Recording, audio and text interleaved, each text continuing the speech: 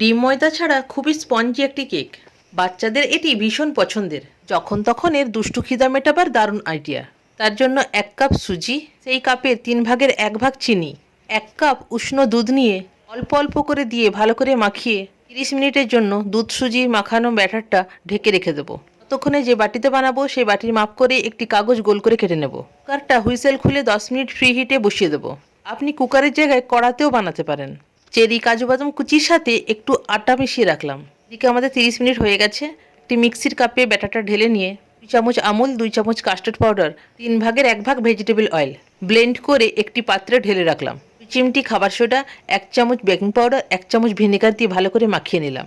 এই সময় আর ফেটাবার কোনো প্রয়োজন নেই। শুধু মাখিয়ে নিয়ে যে পাত্রে বানাবো তাতে ঢেলে কুকারে বসিয়ে দেবো। স্লো আঁচে 1 ঘন্টা পর চেক করব কেক আমাদের পুরো রেডি। বাস, এরপর বাচ্চাদের টিফিনে কিংবা বড়দের চায়ের সাথে অপূর্ব স্বাদ।